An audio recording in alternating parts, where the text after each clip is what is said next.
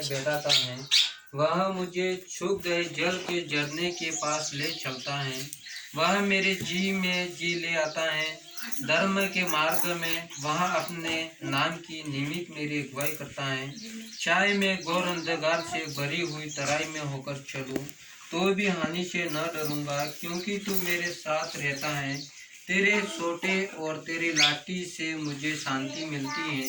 तू मेरे सताने वालों के सामने मेरे लिए मेज बिछाता है। तूने मेरे सिर पर तेल माला है, मेरा कटोर उमड़ रहा है। निश्चित भलाई और करुणा जीवन भर मेरे साथ साथ बनी रहेगी, और मैं यहोवा के धाम में सदा वास करूंगा। इस भजन संगीता में लिखा है कि यहोवा मेरा सर्वा है, मुझे कुछ घटी न होगी।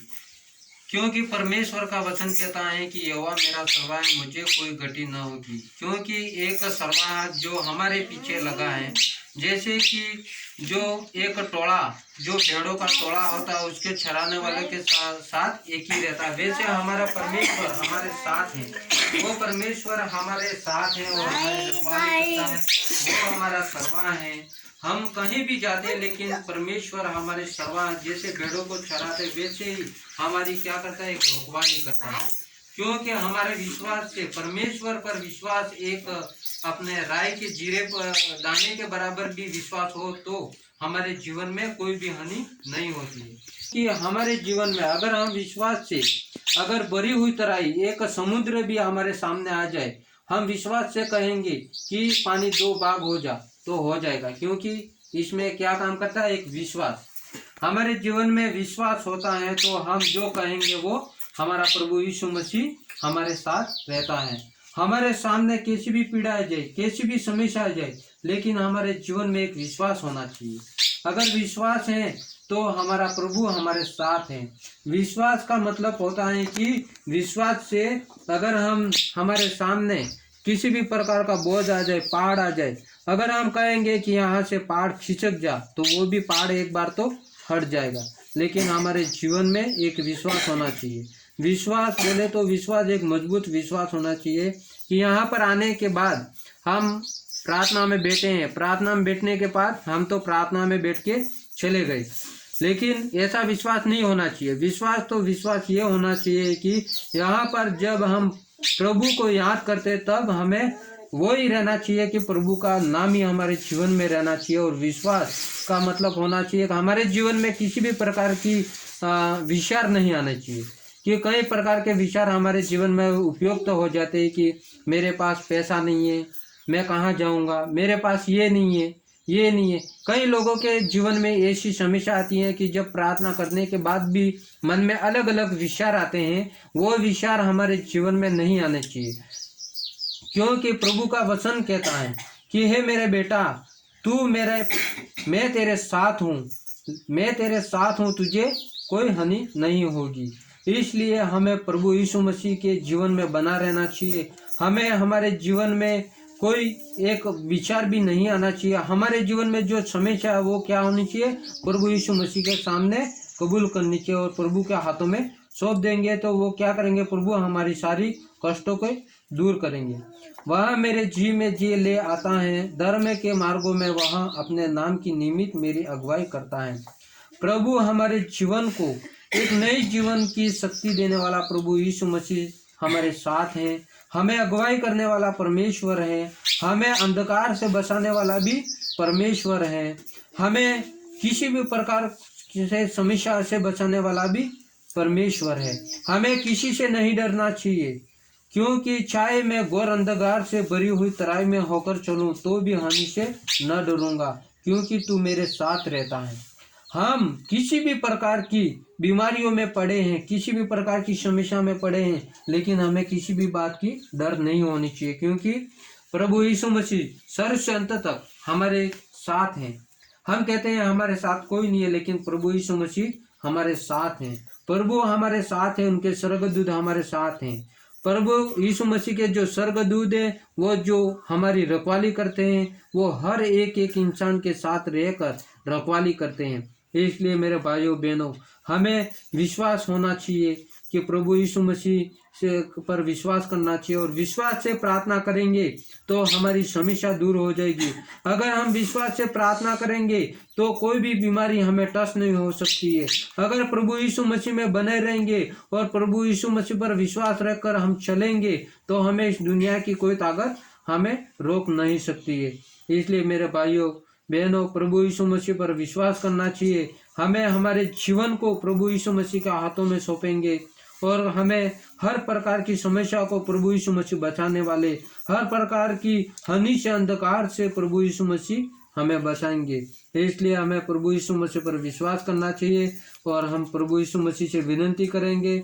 यह जो भजन संगीता जो 23 अध्याय में लिखा है उस वचन के अनुसार हम चलेंगे तो हमें दुनिया की कोई ताकत हमें रोक नहीं सकती है। इसलिए मेरे भाइयों बहनों, हमें प्रार्थना करेंगे, प्रभु यीशु मसीह में बने रहेंगे।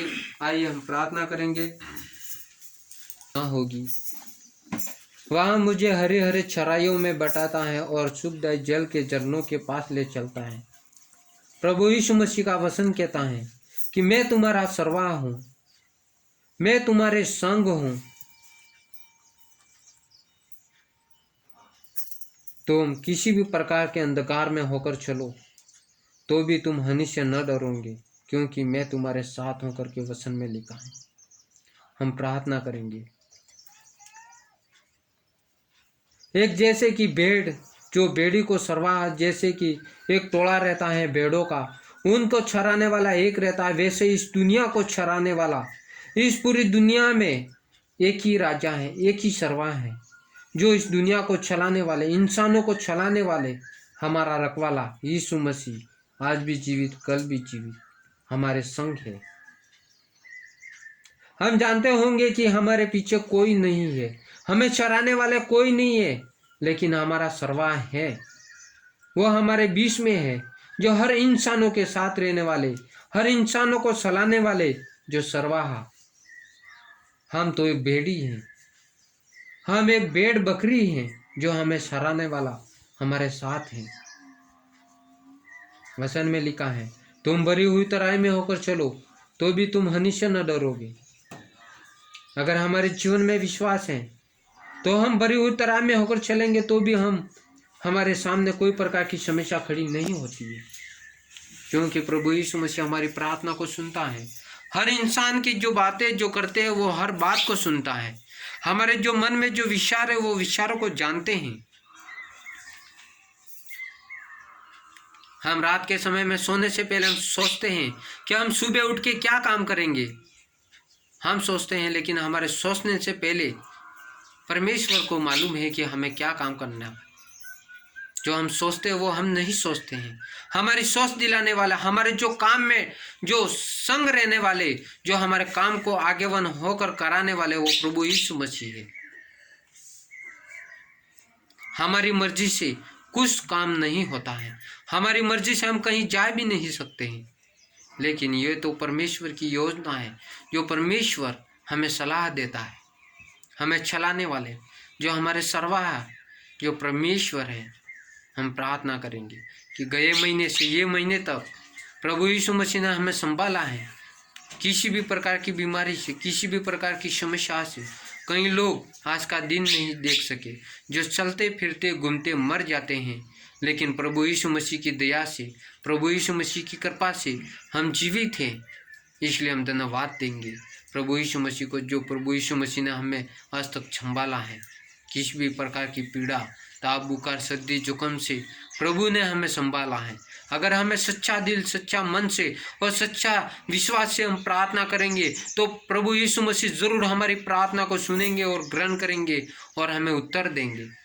हमारे मन में विश्वास होना चाहिए, हमारे मन में एक विश्वास होना चाहिए, अंधविश्वास नहीं होना चाहिए, विश्वास होना चाहिए। अगर हमारे जीवन में विश्वास है तो प्रभु यीशु मसीह जरूर हमारी प्रार्थना को सुनेंगे और जरूर हमारे प्रार्थना को सुनकर उत्तर देंगे।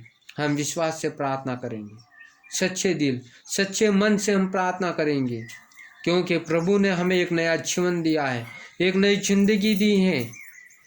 हमें हर बीमारी से, हर पीड़ा से हमें बचाया है। इसलिए हम प्रभु यीशु मसीह से हम प्रार्थना करेंगे कि प्रभु हमारा जीवन आपके हाथों में सौंपते हैं, क्योंकि डॉक्टर भी ये काम को नहीं कर सकता है, क्योंकि डॉक्टरी हमारे बीच में, जो हमारा डॉक्टरी हमारा परमेश्वर है। हमारे लिए हमारा जीवन, हमारे माँ बाप परमेश्वर है। हम प्रार्थना करेंगे, आप ही हमारे सारा हैं, आप ही हमारे जीवन हैं, आप ही हमारे सच्चा गडरिया हैं, आप ही हमारे जो एक सच्चा रखवाला है। क्योंकि परमेश्वर का वचन कहता है कि परख कर देखो कि क्या ही भला है। जो जवान से हो तो गटी होती हैं और वे भूखे भी रह जाते हैं, लेकिन जो परमेश्वर पर विश्वास करने वाले किसी बात की गति नहीं होती है, वो भूखे नहीं रहते हैं। हम प्रार्थना करेंगे, हमारे जीवन में जो हमारी पीड़ा, जो समस्या, जो दुख है, उसके लिए हम प्रार्थना करेंगे। अगर जो अपने जीवन में जो बीमारी, जो ताव बुखार सर्दी जुकाम है, जो अपने गांठ हैं, जो पेट में पथरी है, तो उसको लेकर हम मानकर प्रभु यीशु मसीह के सामने कबूल करेंगे और हम प्रार्थना करेंगे, तो प्रभु यीशु मसीह हमारी प्रार्थना को सुनेंगे और सच्चे दिल से हम अपना जीवन को परमेश्वर के हाथों में सौंपेंगे। तो प्रभु यीशु मसीह हमारी प्रार्थना को सुनेंगे और ग्रहण कर हमारी हर समस्या को दूर करेंगे। अपने जो समस्या, जो पीड़ा, उनके लिए 2 मिनट आके बंद कर अपने मन में जो प्रार्थना करेंगे के लिए। आज के दिन में हमने कितना पाप किया है, कितना गलत सोचा है, कितनी बुराई की है, उसके लिए हम प्रार्थना करेंगे। आज के दिन हमने कितना पाप किया हम नहीं जानते हैं, लेकिन हमारा पिता प्रभु यीशु मसीह आप जानते हैं। हम इंसान के सामने झूठ बोलते हैं, इंसान को हम धोखा दे सकते हैं, लेकिन परमेश्वर के सामने हम झूठ नहीं बोल सकते, धोखा नहीं दे सकते हैं, क्योंकि हमारे उठने से पहले परमेश्वर को मालूम है, हमारे बैठने से पहले परमेश्वर को मालूम है, हमारे जाने आने से पहले परमेश्वर को मालूम है। आज के दिन में हमने कितना बुराई की, कितना गलत सोचा, कितना पाप किया।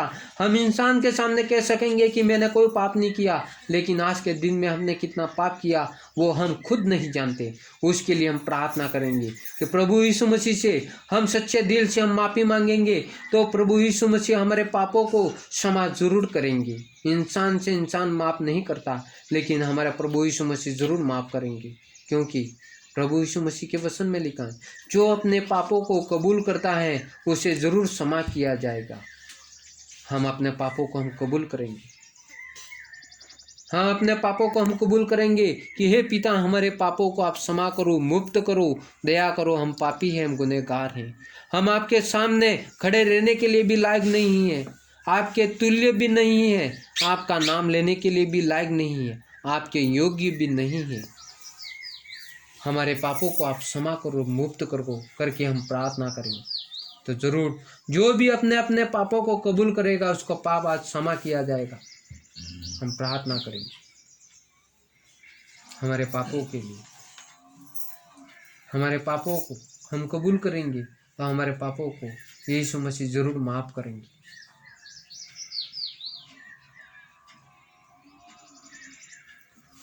हालेलुया। सर्वशक्तिमान पिता परमेश्वर राजा, हम अपनी स्तुति महिमा करते राजा। सर्वशक्तिमान पिता परमेश्वर राजा, आकाश सृष्टि के मालिक, आकाश सृष्टि को बनाने वाले ईशो पर राजा, हम आपकी जय जयकार करते, महिमा करते ईशो पर राजा।